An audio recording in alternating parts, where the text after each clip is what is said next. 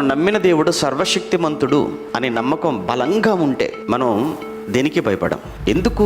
నేను నమ్ముతున్నవాడు సర్వశక్తిమంతుడైనప్పుడు నేను ఏ శక్తికి భయపడాలి? కొంతమంది స్థలాలు తీసుకునేటప్పుడు కావచ్చు, ఇండ్లు కట్టుకునేటప్పుడు కావచ్చు, వాస్తును బట్టి స్థలాలు తీసుకోవటం, వాస్తును బట్టి కట్టుకోవటం మనం చూస్తుంటాం కదా. ఇది వాస్తుకు లేదు అని అంటారు.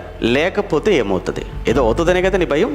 ఏదో అవుతాడు భయపడుతున్నావు. దేనికి భయపడుతున్నావు? వాస్తుకు భయపడుతున్నావు. అంటే వాస్తులో శక్తి ఉందనా? నువ్వు నమ్మిన ఆయన దేవుల్లో శక్తి ఉందనా? అంటే నువ్వు నమ్మిన దేవుల్లో శక్తి లేదు. ఎందులో ఉంది శక్తి? వాస్తులో ఉందన్నమాట. రోడ్డు మీద నడుచుకుంటూ వెళ్ళిపోతున్నావు, సరిగ్గా 3 రోడ్లు వచ్చాయి. మిరపకాయ కనబడింది, భయపడతారా? భయపడరా? భయపడిపోతారు. కొబ్బరికాయ కనబడింది, కోడిగుడు కనబడింది, పర్లేలే అనుకుంటారా? లేదు, సడన్గా ఆగిపోతాం. ఇంట్లో నుంచి బయటకు వెళ్తున్నాం, తుమ్మారు. ఈ తుమ్ముకు కూడా శక్తి ఉందా? అంటే మనం నమ్ముతున్న దేవుడు ఒకవైపు సర్వశక్తిమంతుడు అని చెప్పుకుంటూనే తుమ్ముకు భయపడటం, మిరపకాయకు భయపడటం, నిమ్మకాయకు భయపడటం, తాయెత్తుకు భయపడటం, ఇలా మీరు భయపడుతున్నారు అని అంటే మనకు అర్థం అవ్వాలి దేవుని సరిగా నమ్మలేదని.